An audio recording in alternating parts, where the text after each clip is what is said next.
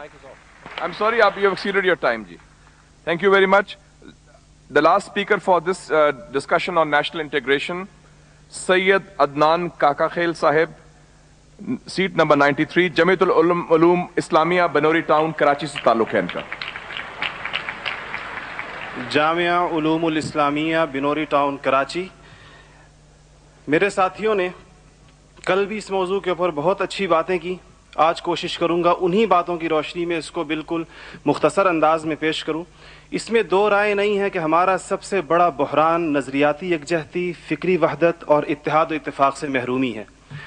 मगर सोचने की बात यह है कि ये महरूमी 58 साल गुजरने के बावजूद अभी तक क्यों है.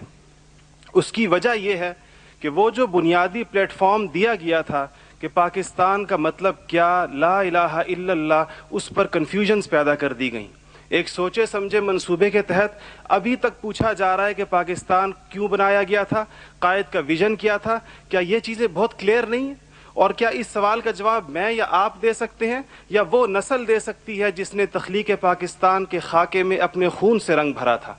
ये उनकी रूहों के साथ मजाक है, ये उनकी रूहों के साथ मजाक है, ये उनकी कुर्बानियों का मजाक है कि जी आप तो कट मरे, हमें समझ ही ना आया कि आपका मसला क्या था.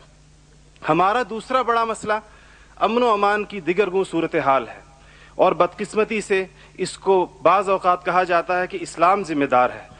हालांकि कुरान का मुताला बताता है कि सबसे ज़्यादा इस्लाम अमन व अमान के ऊपर ज़ोर देता है.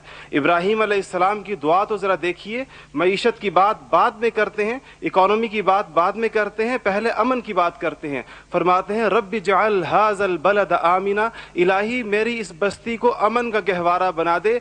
फिर फरमाते हैं वर्ज़ुक़ अहलहु मिनस समरात, इसमें रहने वालों को इनकी मईशत भी ठीक कर दीजिए. और अल्लाह ताला भी जब अपने इनामात गिनवाते हैं तो फरमाते हैं इब्राहीम सलाम को कि वइज़ जअलनल बैत मसाबतन लिन्नासि व अमना, हमने आपको एक ऐसी जगह बसाया जिसको बार बार आने की जगह और अमन का गहवारा बनाया. ये तो बात बिल्कुल वाज़े है. मसला ये है हमारा अमन व अमान तबाह क्यों हुआ, हमारा नौजवान किस तरह दहशतगर्दों का आला बना और हम रोज़ बरोज़ लाकानूनियत की दलदल में क्यों धंसे जा रहे हैं. जनाब सदर, नोट करने की बात है कि ये सबक उसको किसी मजहब ने नहीं सिखाया, ये सबक उसको किसी दीन ने नहीं बताया. ये तबकाती तफरीक, इस्तेहसाली निज़ाम, टैलेंट की बेकदरी, तालीमी ढांचे का खोखलापन, बेइंतहा करप्शन और इख्तियारात के नाजायज़ इस्तेमाल वो खौफनाक मसाइल हैं जो नौजवान को इस तरफ लेकर गए हैं. आप ये मसाइल हल कर दीजिए, आप ये मसाइल हल कर दीजिए, फिर देखिए ये नौजवान दहशतगर्द है या अमन पसंद है. हमारा तीसरा सबसे बड़ा मसला जो इस वक्त बहुत अहमियत का हामिल है, जमहूरी रिवायात का फुकदान है.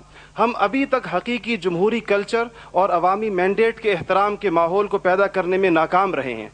टूटती बनती असम्बलियों, इंतखाबी धांधलियों और जनाब सदर अहम कौमी मसाइल में पार्लियामेंट को बाईपास करने की रिवायात ने अवाम का एतमाद मौजूदा पॉलिटिकल सिस्टम से उठा दिया है. इसके लिए हमें अपने उस पड़ोसी मुल्क से सबक सीखना चाहिए जहां से मुशाहिद साहब तशरीफ़ लाए हैं और आप अनकरीब जाने वाले हैं. उनकी और हमारी तारीख़ आज़ादी एक ही है. उनको और हमको हमें और उनको एक जितना वक्त मिला है, मगर उन्होंने अपने यहाँ जमहूरी अक़दार को इतना मजबूत कर दिया है कि हुकूमत कितनी नाकाम साबित क्यों ना हो जाए, कोई भी उस्ताद टूट पड़े, ये नहीं हो सकता कि फ़ौज बैरकों से निकले इक़्तिदार में आकर बैठ जाए. इसी तरह जनाब सदर, मैं ये समझता हूँ कि आज इस हॉल में लगी हुई कायद की तस्वीर आपसे पूछ रही है, आगे आप खड़े हुए हैं कि जनरल तुम तो सरहदों के रखवाले हो, तुमको ईवान इक़्तिदार की राह किसने दिखाई है. और जनाब वाली, जनाब आला, हमारा तीसरा सबसे बड़ा मसला एलीट क्लास इकॉनमी है. आपके आदाद शुमार के जादूगर कह रहे हैं कि मईशत तरक्की कर रही है, ज़र मुबादला के ज़खायर बढ़ रहे हैं, कर्जे कम हो गए हैं, कशकोल टूट गई है. आप बार बार कहते हैं पहले हम मांगने जाते थे, अब हम देने जाते हैं. और अवाम हैरान है कि खुदाया क्या माजरा है. मईशत तरक्की कर रही है, गरीब का चूल्हा बुझ रहा है, ज़र मुबादला के ज़खायर बढ़ रहे हैं, पेट्रोल की कीमतें आसमान से बातें कर रही हैं, रुपए की روپے کی قیمت ڈی ویلیو ہوتے ہوتے کہاں آ کھڑی ہوئی ہے. اور اس کے بعد ایک اور بات جناب صدر, آپ نے کہا کہ بسنت منانے سے کچھ نہیں ہوتا. اسلام تفریح سے ہرگز منع نہیں کرتا, بلکہ صحت مند تفریح کی حوصلہ افزائی کرتا ہے, مگر خدارا محروموں لاچاروں کی آرزوؤں کے مزار پر دھما چوکڑی نہ مچائی جائے. دیکھیں اسلام یہ کہتا ہے اگر ایک گھر کے اندر ایک عجیب تاثر ہے, ٹھیک ہے لوگ انفرادی طور پہ پتنگ اڑائیں, کوئی اس کو حرام نہیں کہتا, مگر جب ایک غریب دیکھتا ہے کہ میرے پیٹ میں روٹی نہیں, میرا صدر پتنگ بازی کر رہا ہے, تو وہ یوں سمجھتا ہے کہ ہمارے درمیان کوئی گیپ ہے. آپ بالکل وہ سمجھتا ہے.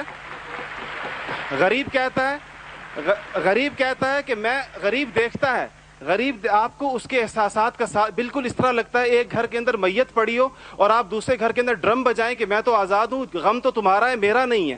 تو اس کو کوئی بھی اس کی اجازت نہیں دے گا, کوئی بھی مذہب کہے گا کہ نہیں, اس کا احساس کیجئے, اس کے اشک شوئی کریں, اس کو سینے سے لگائیے.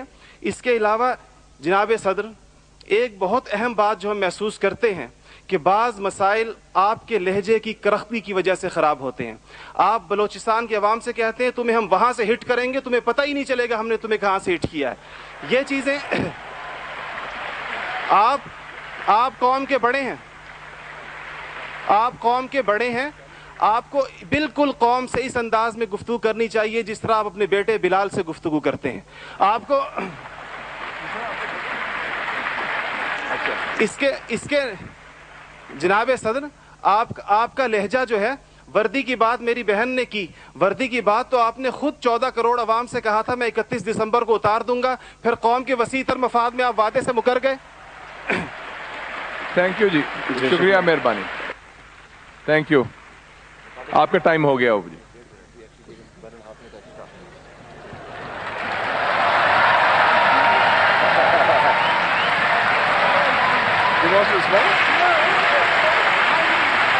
رسپونڈ کریں